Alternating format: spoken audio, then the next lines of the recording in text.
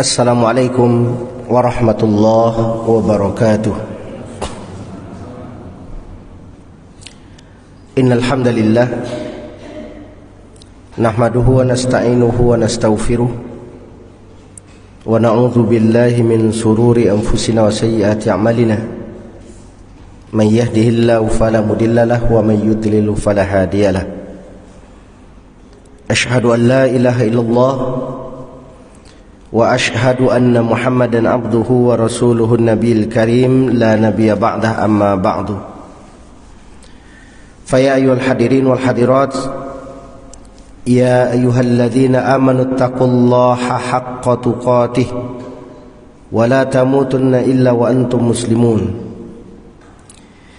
Ya ayyuhan nasu taqu rabbakumul ladzi khalaqakum min nafsin wahidah wa khalaqa minha zawjaha wa bassa minhuma rijalan katsiran wa nisaa'a wattaqullaha allazi tasaaluna bihi wal arham innallaha kana 'alaikum raqibah. Ya ayyuhalladzina amanu taqullaha wa qulu qawlan sadida yuslih lakum a'malakum wa yaghfir lakum dzunubakum wa man yuti'illaha wa rasulahu faqad faza fawzan 'azima. Bapak Ibu yang dirahmati Allah, kaum muslimin dan muslimat, jemaah salat subuh yang semoga selalu dan senantiasa berada dalam limpahan rahmat dan kasih sayang Allah Subhanahu wa taala. Puji dan syukur marilah kita panjatkan kehadirat Allah Subhanahu wa taala yang telah selalu dan senantiasa melimpahkan rahmat dan karunia-Nya kepada kita semua, sehingga pada subuh ini dengan izinnya lah kita dapat dengan mudah melangkahkan kaki, mengayunkan tangan menuju rumah Allah ini dalam rangka berubudiyah, melaksanakan solat subuh berjamaah, mengawali kehidupan kita di hari ini dengan beribadah kepada Allah Subhanahu wa taala. Salawat dan salam tidak lupa pula kita unjukkan buat baginda Nabi Muhammad sallallahu alaihi wasallam. Allahumma salli ala Muhammad wa ala ali Muhammad. Bapak Ibu yang dirahmati Allah, kajian kita subuh ini mengangkat tema yang kelima atau dosa besar yang kelima dari kitab Al-Kabair yang ditulis oleh Imam Az-Zahabi atau imam besar bernama Muhammad bin Ahmad dengan judul tidak membayar zakat. Maksudnya adalah dosa bagi orang yang tidak membayar zakat. Dosa orang yang tidak membayar zakat ini ditulis oleh beliau di urutan kelima dari urutan dosa-dosa besar. Jadi diurut pada urutan yang kelima, menunjukkan bahwa tidak membayar zakat termasuk perkara yang sangat besar. Dalil yang dijadikan hujjah oleh beliau Imam Az-Zahabi adalah surah Ali Imran ayat 180 di mana Allah Subhanahu wa taala berfirman, A'udzu billahi minasyaitonir rajim. وَلَا يَحْسَبَنَّ الَّذِينَ يَبْخَلُونَ بِمَا آتَاهُمُ اللَّهُ مِنْ فَضْلِهِ هُوَ خَيْرٌ لَهُمْ بَلْ هُوَ شَرٌّ لَهُمْ سَيُطَوَّقُونَ مَا بَخِيلُوا بِهِ يَوْمَ الْقِيَامَةِ. Sekali-kali janganlah orang-orang yang bakhil dengan harta yang Allah berikan kepada mereka dari karunia-Nya menyangka bahwa kebakhilan itu baik bagi mereka. Sebenarnya kebakhilan itu adalah buruk bagi mereka. Harta yang mereka bakhilkan itu kelak akan dikalungkan di lehernya pada hari kiamat. Inilah ayat yang dijadikan hujjah oleh beliau tentang beratnya atau besarnya mudarat bagi orang-orang yang enggan mengeluarkan zakat. Kemudian dalil yang kedua, dan kecelakaan besarlah bagi orang-orang yang mempersekutukannya, yaitu orang-orang yang tidak menunaikan zakat. Surah Al-Fussilat di ayat terakhir dari ayat ke-6 dilanjutkan dengan ayat yang ke-7. Kemudian dan orang-orang yang menyimpan emas dan perak, orang-orang yang menyimpan emas dan perak dan tidak menafkahkannya di jalan Allah, maka beritahukan kepada mereka bahwa mereka akan mendapat siksaan yang pedih pada hari di mana emas dan perak itu akan dipanaskan di dalam neraka Jahannam, lalu disetrikakan pada dahinya, lambungnya, punggungnya. Kemudian dikatakan kepada mereka, inilah harta bendamu yang dahulu kamu simpan sendiri, maka rasakanlah sekarang akibat dari apa yang kamu simpan itu. Surah At-Taubah ayat 34 dan 35. Kemudian dalil yang keempat diambil dari sabda Rasulullah sallallahu alaihi wasallam, bahwa Rasulullah sallallahu alaihi wasallam bersabda, tidak ada pemilik emas dan perak, tidak ada pemilik emas dan perak yang malas atau enggan mengeluarkan zakatnya kecuali, maksudnya tidaklah pemilik emas dan perak yang tidak mengeluarkan zakatnya kecuali pada hari kiamat nanti akan dibentangkan baginya papan-papan dari api, lalu ditelentangkan dia di atasnya di neraka Jahannam. Maka dia akan dipanggang dengan api itu pada dahinya, pada lambungnya dan pada punggungnya. Setiap kali dingin papan itu akan dipanaskan lagi untuknya. Satu hari pada hari itu setara dengan 50.000 tahun. Begitulah sampai Allah menghakimi seluruh manusia, dan dia pun akhirnya mengetahui jalan yang akan ditempuhnya, bahwa dia akan kekal di dalam neraka. Seseorang bertanya, wahai Rasulullah, bagaimana tentang unta? Beliau menjawab, dan tidak pula pemilik unta yang tidak mengeluarkan zakatnya kecuali pada hari kiamat akan dihamparkan tanah yang lapang untuknya, lalu dipenuhi oleh unta-unta yang benar-benar sehat dan gemuk, tanpa ada satu pun yang tertinggal. Bahkan anak-anak unta itu pun akan hadir. Semua unta itu menginjaknya dengan telapak kakinya, lalu menggigitnya dengan mulutnya. Setiap kali unta terakhir melakukan, akan datang lagi unta berikutnya. Kemudian begitulah sampai akhirnya dia mengetahui jalan akhirnya, bahwa dia yakin dia akan masuk ke dalam neraka. Lalu beliau ditanya lagi, bagaimana dengan pemilik kambing ya Rasulullah? Demikian juga pemilik kambing, kelak akan dibentangkan padanya satu hamparan yang luas, lalu dihadirkan kambing-kambing yang gemuk lengkap dengan tanduknya. Kemudian kambing-kambing itu akan berlari serta menginjak-injaknya sambil menanduk-nanduknya. Semuanya akan menanduknya dan menginjaknya dengan kaki-kakinya itu. Itu dalam satu hari siksaannya setara dengan 50.000 tahun. Begitulah sampai Allah menghakimi manusia seluruhnya, dan dia pun tahu jalannya, bahwa dia pasti akan masuk neraka. Bapak Ibu yang dirahmati Allah, inilah dalil-dalil yang dijadikan hujjah oleh beliau Imam Az-Zahabi untuk menjelaskan betapa beratnya perkara tidak membayar zakat.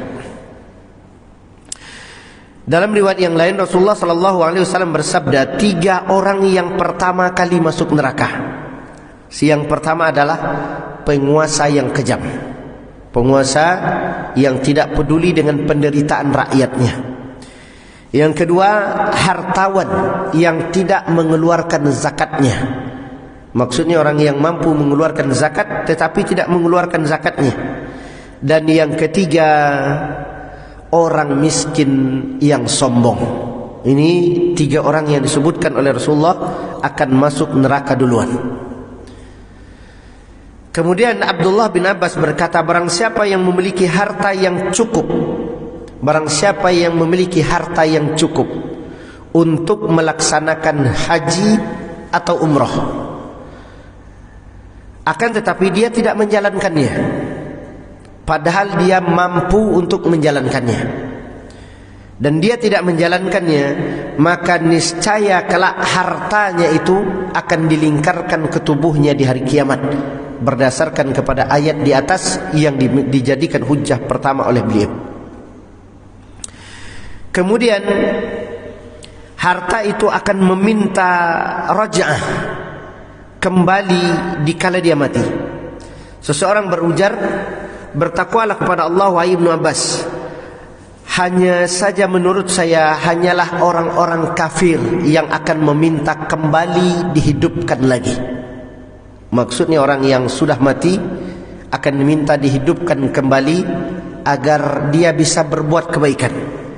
Tapi Ibnu Abbas pun menjawab, aku bacakan kepadamu satu ayat yang artinya, dan belanjakanlah sebagian dari apa yang telah kami berikan kepadamu sebelum datang kematian kepada salah seorang di antara kamu. Lalu dia berkata, ya Rabb, mengapa engkau tidak menangguhkan kematianku barang sejenak saja, agar aku dapat bersedekah dan agar aku bisa menjadi orang yang soleh. Yang dimaksud dengan sedekah dalam tafsir ayat ini adalah mengeluarkan zakat dari harta yang dia miliki. Sedangkan tafsiran tentang ingin menjadi orang yang soleh, dia akan berangkat haji ketika sudah memiliki uangnya. Nah, inilah yang disebutkan oleh beliau. Lalu ditanyakan kepada Ibnu Abbas, berapa nisab harta yang mesti dikeluarkan jika kami punya harta untuk dizakatkan? Beliau menyebutkan, jika kalian telah memiliki uang mencapai 200 dirham atau setara dengan 85 gram emas. 85 gram emas itu sudah wajib dizakatkan. Kemudian beliau menjawab, apa yang menjadi ukuran bagi seseorang yang wajib melaksanakan haji? Beliau mengatakan, orang yang wajib memiliki haji, berangkat haji adalah orang yang memiliki perbekalan yang cukup. Artinya kalau dari Madinah ke Mekah ketika itu, berarti bekal makanan 1 bulan untuk berangkat haji dan bekal makanan 1 bulan untuk pulang. Kemudian ditambah dengan memiliki kendaraan, apakah unta atau kuda. Nah, kalau kita ingin mengukurnya, berarti biaya transportasi kita berangkat, pulang dan pergi, kemudian ditambah dengan biaya makan.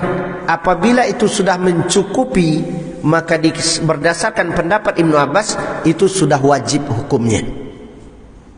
Nah, bagaimana dengan uang yang ada di rekening kita dan itu sudah mencukupi, tapi kebutuhan biaya pendidikan, biaya anak kita dan sebagainya? Maka ini tidak dibahas oleh beliau. Beliau hanya menyebutkan tentang apabila sudah ada biaya untuk bekal perjalanan ditambah dengan adanya kendaraan atau fasilitas yang membawanya, maka sudah wajib baginya untuk berhaji. Begitulah mereka berhati-hati dalam perkara beribadah kepada Allah Subhanahu wa taala, artinya tidak melengahkan sedikit pun permasalahan. Ketika datang kewajiban, maka mereka bersegera untuk melaksanakannya. Bapak Ibu rahmati Allah, ayat-ayat dan hadis serta asar para sahabat yang dijadikan hujjah oleh Imam Az-Zahabi untuk menetapkan bahwa tidak membayar zakat ini termasuk perkara dosa yang sangat besar adalah hujjah yang sangat kuat. Hujjah yang tidak terbantahkan tentang bagaimana besarnya dosa ketika seseorang mengabaikan untuk membayar zakat. Perhiasan yang biasa atau disiapkan untuk dipakai itu tidak wajib untuk dizakatkan dan tidak dihitung zakatnya. Misalnya wanita yang memakai cincin di tangannya, atau yang memakai anting di telinganya, dan yang memakai kalung di lehernya, dan itu perhiasan yang biasa dia pakai, dipakai sehari-hari, maka ini tidak termasuk harta yang dihitung hisabnya. Yang dihitung nisabnya adalah harta yang dia kumpulkan, dan itu bukan harta perhiasan dia, tetapi tabungannya. Maka inilah kelak yang akan dipanaskan di hari akhirat kalau dia tidak mengeluarkan zakatnya. Kemudian harta perniagaan hukumnya wajib. Artinya kalau harta itu disimpan dan ini dijadikan sebagai tabungan atau harta yang diperjualbelikan, maka hukumnya wajib untuk dikeluarkan zakatnya. Kemudian dijelaskan oleh Imam Az-Zahabi bahwa emas dan perak yang akan dipanaskan kelak, itu akan diberikan atau dibakarkan di 3 tempat.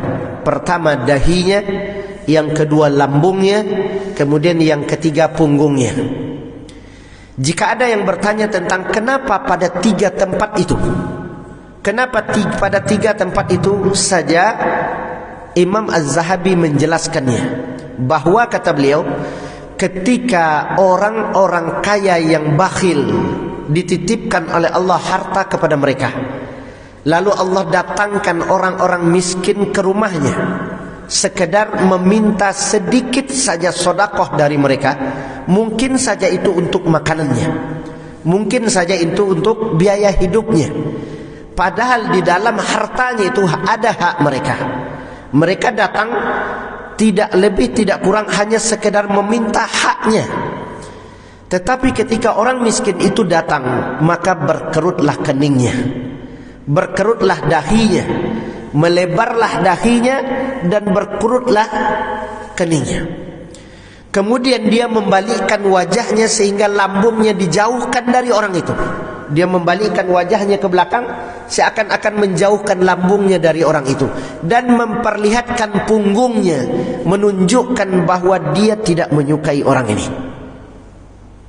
Maka ketiganya akan disiksa dengan siksa yang sangat berat. Dahinya akan dipenuhi dengan emas yang dipanaskan bercampur dengan timah yang mendidih, lalu akan dimasukkan ke atas dahinya. Jika seandainya emas dan perak yang dipanaskan itu kadarnya melebihi jumlah keningnya, maka keningnya akan dilebarkan. Misalnya emasnya sangat banyak, keningnya kalau ditimpakan berlebih emasnya, maka keningnya akan dilebarkan, dahinya akan dilebarkan sehingga penuh semuanya. Dan ketahuilah, kata Imam Az-Zahabi, sesungguhnya emas itu tidak diletakkan begitu saja di dahinya, tetapi setelah dipanaskan dilempengkan dia sehingga seluruh permukaan wajahnya itu betul-betul tertutup dengan timah panas tadi. Begitu juga lambungnya, dan begitu pula punggungnya. Ketahuilah, setiap orang yang masuk ke dalam neraka itu akan diberikan azab yang sangat pedih, karena sesungguhnya tubuh mereka dibesarkan oleh Allah Subhanahu wa taala dalam ukuran yang sangat luar biasa besarnya.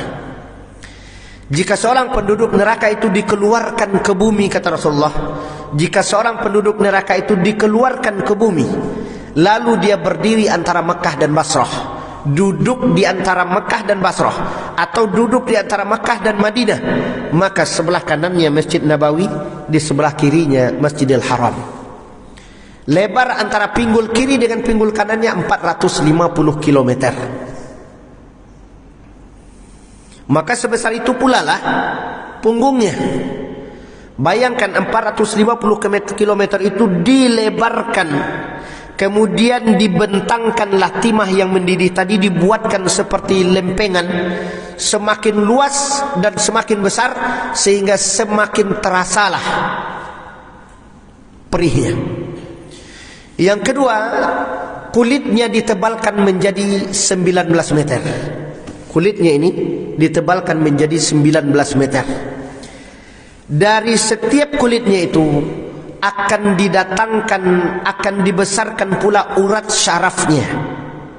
Kalau kita Bapak Ibu yang berbahagia, urat syaraf kita yang ada di kulit ini itu tidak terlihat saking kecilnya. Kalau tergores, luka, kita tidak melihat urat syarafnya, tapi darah keluar dari sana. Nah, kelak ketika kulitnya ditebalkan menjadi 19 meter, maka urat syarafnya akan besar. Gunanya untuk apa? Supaya setiap timah yang mendidih yang dipanaskan tadi kemudian dibentangkan di atas punggungnya, maka semakin besar pula lah rasa sakit yang dirasakan oleh orang yang diazab di dalam neraka. Semakin besar pula azabnya. Kemudian dikatakan orang-orang yang masuk ke dalam neraka itu saking besarnya, satu gigi gerahamnya sebesar gunung Uhud. Satu gigi gerahamnya sebesar gunung Uhud. Kita bisa bayangkan gunung Uhud berjejer 16 buah di atas, 16 buah pula di bawah. Sebesar itulah rahangnya. Dan mereka disiksa dengan siksaan yang sangat berat.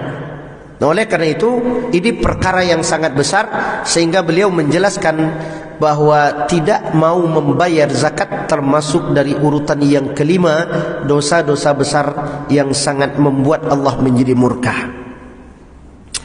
Ibnu Mas'ud berkata, keadaannya bukan dinar itu ditumpukan, bukan pula dirham itu yang ditumpukan, tetapi masing-masing dinar dan dirham itu dihamparkan, di mana kulitnya akan dilebarkan sedemikian rupa sehingga semua dinar dan dirham itu mendapat tempat di punggungnya.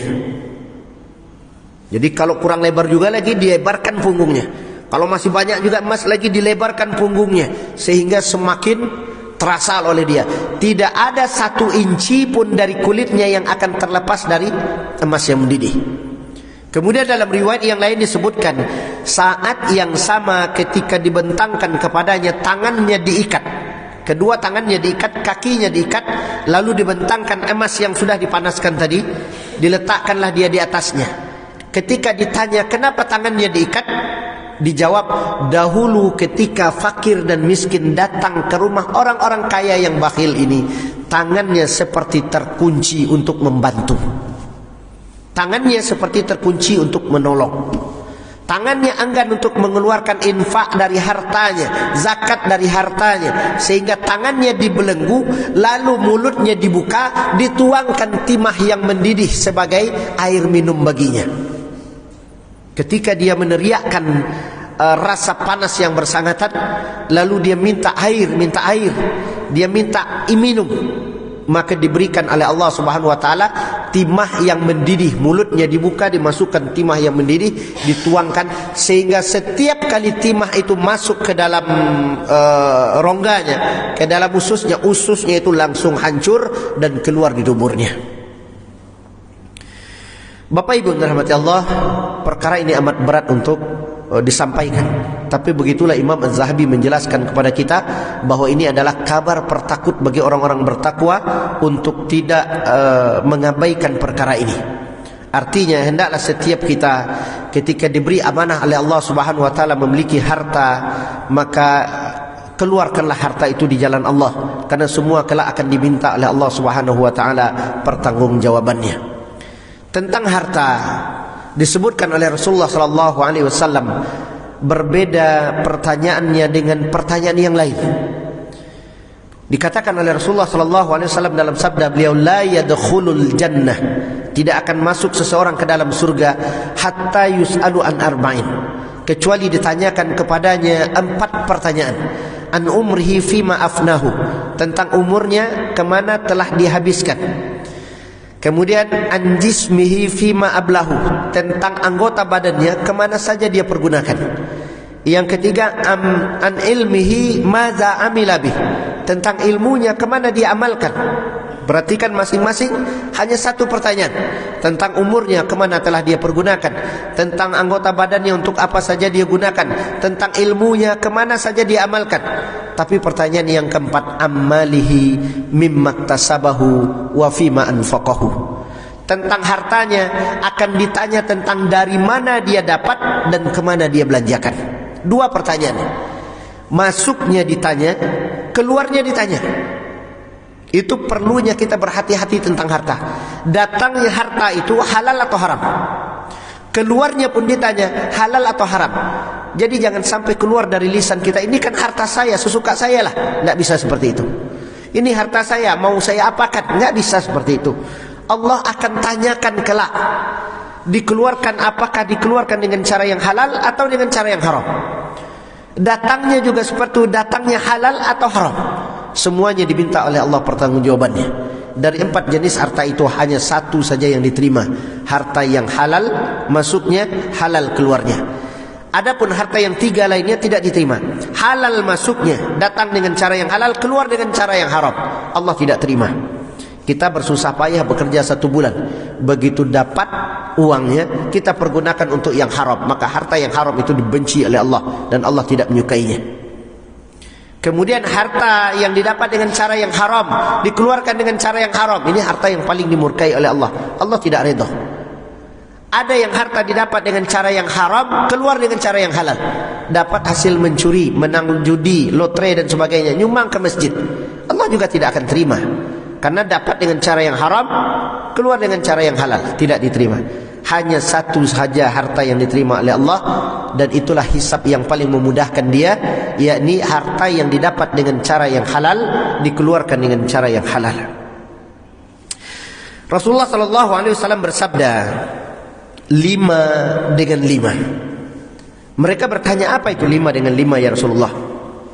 Beliau menjawab, tidaklah suatu kaum melanggar perjanjian kecuali Allah akan menguasakan atas mereka musuh-musuh mereka.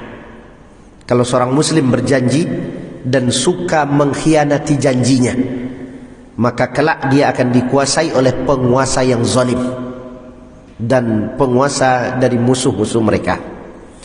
Yang kedua, tidaklah manusia berhukum dengan hukum selain hukum Allah kecuali akan tersebar kefakiran. Kalau manusia sudah berhukum kepada hukum tauhid, Allah akan datangkan kefakiran. Kalau di satu daerah, di satu kampung atau di satu kota sudah mayoritas orang berhukum kepada hukum selain Al-Quran dan selain sunnah, maka Allah jadikan penduduk itu miskin. Ini janji Allah yang disebutkan oleh Rasulullah SAW. Kemudian tidaklah perbuatan keji tampak pada mereka kecuali kematian akan merajalela. Terjadi perzinahan terang-terangan, kemudian dibukanya prostitusi dan sebagainya, yang menyebabkan terjadinya perbuatan-perbuatan fahsyah, perbuatan keji, perbuatan mungkar. Maka kelak akan datanglah penyakit yang mematikan, yang disebutkan oleh Allah kematian yang merajalela.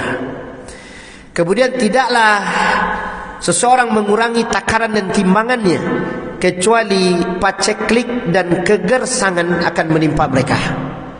Apabila satu kelompok, satu pedagang yang suka membuat timbangan-timbangan palsu, ditimbang 1 kilo, sampai di rumah kita ukur ternyata 9 on dan sebagainya.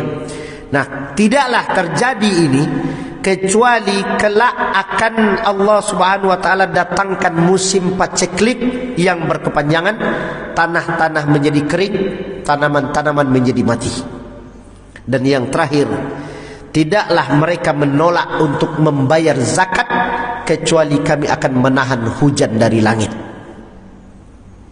Yang kelima ini berat banget. Disebutkan oleh Allah Subhanahu wa taala, apabila penduduk satu kampung malas membayar zakat atau kaum muslimin malas membayar zakat, Allah akan tahan hujan dari langit. Akibatnya lebih buruk. Tanah menjadi kering, tanaman akan menjadi mati, sumur-sumur akan menjadi kering, air-air tidak akan mengalir lagi, dan manusia akan kehausan. Manusia mungkin bisa tidak makan sampai 2-3 hari. Mungkin sampai seminggu masih ada yang bisa bertahan. Tapi kalau 2 hari tidak minum, ini luar biasa. Dan itu sebabnya Rasulullah SAW mengancam dengan ancaman yang berat bagi setiap orang yang menahan hartanya untuk tidak mengeluarkan zakatnya. Bapak Ibu yang dirahmati Allah, beliau menambahkan sebuah nasihat untuk kita semua pembaca buku kitab Al-Kabair ini. Nasihat yang beliau sampaikan ini ditujukan kepada orang-orang yang terpedaya hidupnya dengan kehidupan mewah. Mereka yang senantiasa berbangga-bangga di atas kemewahan. Harta yang dimilikinya dikiranya bahwa dialah yang memperolehnya dengan bersusah payah. Katakanlah kepada mereka, orang-orang yang disibukkan dengan dunianya, sesungguhnya barang siapa saja yang mereka sesungguhnya barang apa saja yang mereka kumpulkan itu tidaklah akan mendatangkan manfaat baginya sama sekali, kecuali dia mengeluarkannya dengan apa yang sudah diatur atau ditetapkan oleh Allah dalam syariatnya. Ketika zakat harus dibayarkan, maka zakat dikeluarkan. Ketika harus berinfak, maka dia berinfak. Ketika harus bersedekah, dia bersedekah. Dia tidak menahannya, dia tidak mengerutkan keningnya ketika orang datang, dia tidak membalikkan lambungnya ketika orang melihatnya, dan dia tidak memperlihatkan punggungnya sebagai bentuk kebencian atau bentuk ketidaksukaannya dengan kehadiran orang-orang miskin itu. Maka dikatakan kelak kalian akan merasakan azab di mana pada hari dipanaskan emas dan perak di dalam neraka jahanam, lalu disetrikakan ke atas dahinya, kemudian disetrikakan di atas lambungnya, dan disetrikakan pula di atas punggungnya. Harta itu akan dibawa ke tempat persiksaan. Beliau menjelaskan hartanya itu akan dibawa ke tempat penyiksaan. Tentang tafsiran pendapat beliau yang mengatakan bahwa harta itu akan dibawa ke tempat penyiksaan, ini adalah penjelasan tentang kondisi manusia ketika dia dibangkitkan dari kuburnya. Di dalam buku Huru-Hara Hari Kiamat, kami juga menuliskan tentang bagaimana harta itu meminta pertanggungjawaban. Bapak Ibu yang dirahmati Allah, setiap kita yang keluar dari kubur di hari berbangkit nanti, di yaumil ba'ats, setiap orang yang keluar dari kuburnya akan ikut bersamanya seluruh harta yang dia miliki di dunia. Akan ikut bersamanya seluruh harta yang pernah dimilikinya di dunia. Emas akan keluar dari kuburnya, perak akan keluar dari kuburnya, mobil-mobil yang kita punya akan keluar dari kuburnya bersama dengan orang itu, mengikutinya. Semuanya mengikutinya dan meminta pertanggungjawaban kepadanya. Ada orang yang kondisinya ketika itu dia melihat emas keluar dari kubur bersama dengannya, dia katakan pergilah, enyahlah. Karena begitu emas itu keluar, terbayanglah olehnya semua perbuatan yang dia lakukan karena emas itu. Sehingga dia katakan, gara-gara kamulah dulu aku membunuh ibuku, gara-gara kamu dahulu aku membunuh saudaraku, gara-gara kamu dahulu kami merampok di bank, dan semuanya dia ceritakan. Sehingga semua orang yang berada di sekitar itu mengetahui apa yang dahulu dia lakukan. Ini yang dimaksud oleh Allah, kami muntahkan semua isi perut bumi, lalu kami ceritakan kepada seluruh orang, sehingga orang mengetahui apa yang dilakukannya dahulu di dunia. Ikutlah bersamanya seluruh harta yang dimilikinya. Maka semua harta itu menjadi saksi ketika dia dihisab. Semua hartanya itu akan menjadi saksi dan menjadi bukti. Jadi tidak ada yang bisa kita pungkiri. Semuanya akan didatangkan oleh Allah Subhanahu wa taala untuk menjadi saksi. Lalu emas dan perak yang dahulunya ditumpuk-tumpukkan, yang dahulunya ditumpuk-tumpukan, kelak akan menjadi sumber azab bagi kita, terutama kepala keluarga. Akan menjadi sumber. Ketahuilah, alangkah buruknya akal. Kata Imam Az-Zahabi, alangkah buruknya akal orang yang bersusah-susah mencari hartanya siang dan malam. Bahkan terkadang dia meninggalkan pengabdiannya kepada Rabbnya, meninggalkan solatnya, mengakhirkan solatnya, hanya sekedar untuk menumpukan emas dan perak. Dan kemudian dia mati, seluruh emas dan perak, harta kekayaannya itu justru dipakai oleh orang-orang yang tidak ikut bekerja dengannya. Istrinya, anak-anaknya, keponakannya, anak buahnya, semuanya menikmatinya. Sedangkan dia bersusah payah sudah meninggalkan Rabbnya, dan itu menjadi asbab dia diazab besok di hari akhirat, menjadi sebab dia disiksa. Dan alangkah bijaknya ketika dia diberikan amanah oleh Allah Subhanahu wa taala berupa rezeki emas dan perak, lalu dia pergunakan di jalan Allah, baik dengan cara menginfakkannya, mengeluarkan zakatnya, menolong orang-orang yang susah, sehingga emas dan perak itu kelak akan menjadi asbab pula penolong baginya. Dan ini orang yang bijak, inilah orang yang pintar. dia menjadikan harta yang dititipkan oleh Allah kepadanya menjadi harta yang bermanfaat baginya dunia dan akhirat.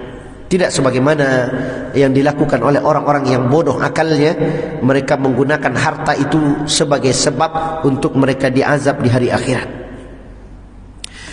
Kemudian Bapak Ibu yang berbahagia, beliau menuliskan, lalu diletakkan di tempat pemanggangan. Emas dan perak tadi diletakkan di atas tempat pemanggangan dari api neraka, dibakar guna memperbesar siksanya. Kemudian dibuatkanlah dalam bentuk lempengan-lempengan dari api neraka supaya membakar kulitnya secara merata. Membakar kulitnya secara merata. Setelah itu didatangkanlah orang-orang yang tadi kehilangan petunjuk. Maksudnya mereka yang mengejar dunianya lalu meninggalkan akhirat. Berjalan ke tempat itu dan tidak bersama dengan orang-orang yang beriman. Dia datang sendiri. Kemudian dipanaskan emas dan perak dari neraka jahanam, lalu diletakkanlah di dahinya, kemudian di lambungnya dan di punggungnya. Dulu jika seorang yang miskin datang kepadanya, maka berkerutlah dahinya. Nah, inilah yang dijelaskan oleh beliau. Berkerutlah dahinya dan kemudian dia memalingkan lambungnya dari hadapan orang itu dan memperlihatkan punggungnya menunjukkan ketidaksukaannya. Kemudian beliau juga menjelaskan di mana sebenarnya akal mereka. Pada hari dipanaskan emas dan perak di dalam neraka jahanam, lalu disetrikakan kepada dahinya, lambungnya dan punggungnya.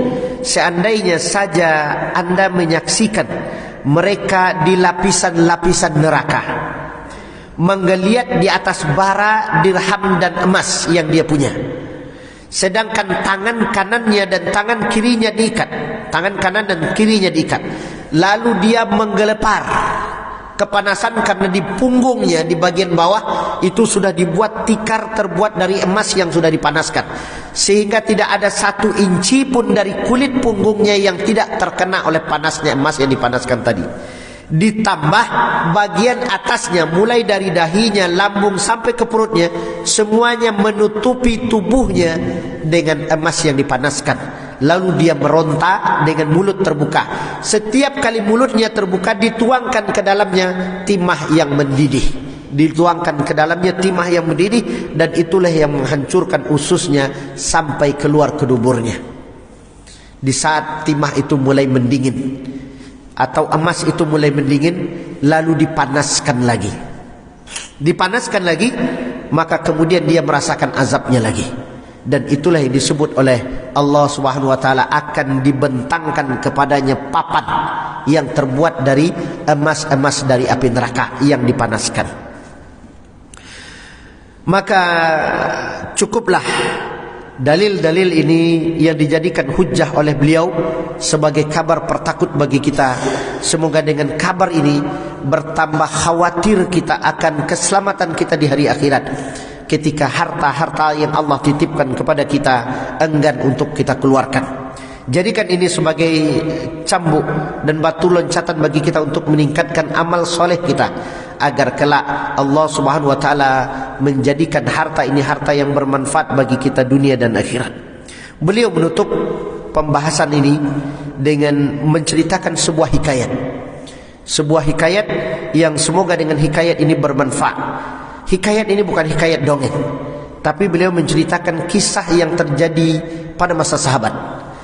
Diriwayatkan dari Muhammad bin Yusuf Al-Firyabi, katanya, suatu hari saya bersama dengan beberapa orang sahabat pergi mengunjungi Abu Sinan.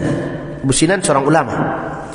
Setibanya kami di sana, kami sudah duduk bersama dengannya, dan dia berkata, marilah kita mengunjungi dan berziarah ke rumah tetangga saya yang baru saja ditinggalkan oleh saudaranya, ditinggal mati oleh saudaranya. Mereka datang ke rumah Abu Sinan. Kemudian Abu Sinan mengajaknya bercerita. Setelah beberapa saat bercerita, beliau berkata, sebaiknya kita ke rumah tetangga saya, Fulan bin Fulan, yang baru saja kebetulan ditimpa musibah, saudaranya meninggal dunia. Lalu kami pun berangkat bersama Abu Sinan menemui laki-laki tadi yang dimaksud oleh beliau. Begitu kami menjumpainya di rumahnya, kami dapati beliau sedang menangis. Laki-laki itu sedang menangis. Kemudian disampaikanlah dakwah. Kenapa engkau menangis? Bukankah kematian sudah ditakdirkan oleh Allah dan semua kita akan mati? Kenapa engkau menangis? Bukankah Allah dan Rasulnya melarang kita menangisi orang yang sudah meninggal? Karena datangnya dari Allah dan Allah yang mengambilnya kembali, tidak patut untuk ditangisi. Dan beliau tetap terus menangis. Lalu dinasihati, kenapa engkau menangis? Tidakkah menangis itu akan menambah siksa bagi orang yang berada di alam kubur, bahwa dia akan dibuatkan baju yang terbuat dari kulit apa namanya, kalau ada bekas luka nanah, kudis, akan dibuatkan dia baju dari kudis, dan itu akan menjijikkan dia. Kemudian dia akan diazab di alam kubur. Lalu beliau berkata, apa yang membuat aku tidak sedih? Apa yang membuat aku tidak sedih? Ketika tadi kami mengantarnya ke kuburan, lalu aku memasukkannya ke dalam kubur, ke dalam liang lahatnya, kemudian menimbunnya, menutupinya. Setelah ditutupi kuburnya itu, orang-orang mulai bepergian. Tinggallah aku sendiri di sana. Tinggal aku sendiri di sana. Tiba-tiba kata beliau, aku mendengar suara, hei, dudukkan aku sendirian. Aku akan menghadapi azab ini. Aku sudah menunaikan salat. Aku sudah berpuasa. Kata-kata itu membuatku menangis. Terdengarlah suara dari dalam itu bahwa dia mengatakan, aku sudah salat, aku sudah berpuasa. Kemudian dia katakan, aku sudah berpuasa dan aku menangis mendengarnya, karena khawatir akan saudaraku, apakah karena suaranya dia masih hidup atau dia sedang disiksa. Lalu kugalilah kuburnya, dan tiba-tiba keluarlah api. Ternyata api itu sedang membakar tubuhnya. Dan aku berusaha untuk memadamkan api itu, karena aku mengira bahwa api itu api biasa. Tapi api itu tidak mau padam sehingga tanganku terbakar. Lalu Abu Sinan melihat tangannya, dan memang ternyata tangannya itu dipenuhi oleh luka bakar. Tangannya dipenuhi oleh luka bakar. Sampai akhirnya kututup kembali kubur itu, dan kutanamkan kembali dia. Lalu kututup lagi api neraka, api tadi dengan tanah. Dan ketahuilah, aku tidak sanggup melihatnya dalam kondisi terbakar seperti itu. Ini terjadi di masa sahabat. Lalu ditanyakan kepadanya, apa kira-kira yang dilakukan oleh saudaramu dahulu ketika dia hidup di dunia? Dikatakan, dahulu dia termasuk orang yang paling malas mengeluarkan zakat, padahal dia adalah orang yang mampu untuk berzakat. Ini Bapak Ibu yang berbahagia, hikayat yang dijadikan sandaran oleh beliau dan hujah yang kuat bagi kita untuk tidak bermalas-malas mengeluarkan zakat. Karena zakat selain wajib bagi kita untuk mengeluarkannya, zakat adalah perkara yang sangat penting untuk disampaikan, karena ada 8 pemilik di dalam zakat itu. Dan ketahuilah, zakat itu tidaklah besar yang diminta oleh Allah. Bahkan pemerintah kita lebih besar memungut pajak daripada zakat yang diminta oleh Allah. Pajak makan kita saja Pak, kalau di rumah makan berapa persen? 10%. Allah hanya minta 2,5%. 2,5% itu pun akan dibagikan kepada 8 golongan manusia yang susah. 8 golongan manusia yang berhak di dalamnya. Maka ketika zakat yang 8 orang ini tidak kita keluarkan, itu sama saja kita telah merampok harta mereka yang 8 orang ini. Harta orang fakir, harta orang miskin yang jelas-jelas susah, lalu kita rampas lagi, ini dosanya besar. Merampok di rumah orang kaya, merampok di rumah orang miskin, lebih besar dosa merampok di rumah orang miskin. Di rumah orang kaya 1 juta hilang, 10 juta hilang, 100 juta hilang, mungkin dia masih bisa tersenyum. Untung masih 100 juta. Untung masih lemari itu yang dibongkarnya. Untung masih laci ini yang dibukanya, laci yang itu tidak. Tapi orang miskin 100 ribu saja hilang, itu mungkin dia akan sudah sangat kesusahan. Nah, oleh karena itu hati-hati dengan harta yang kita miliki. Karena setiap harta itu Bapak Ibu yang berbahagia, halalnya akan dihisap, haramnya akan diazab. Harta yang kita miliki ini halalnya akan dihisap. Kita mengatakan halal, kita dapat dengan cara yang halal, akan dihisap oleh Allah. Tetapi kalau jelas keharamannya, maka ia akan menjadi sebab kita diazab. Demikian, semoga bermanfaat kajian kita subuh ini. Dan ketahuilah apa yang disampaikan oleh Syekh Imam Az-Zahabi dalam kitab ini adalah perkara yang sangat penting. Semoga Allah Subhanahu wa taala menguatkan iman kita, menambah keilmuan kita, dan menjadikan kita orang yang istiqomah berada di atas agama Allah. Demikian, terima kasih. Assalamualaikum warahmatullahi wabarakatuh.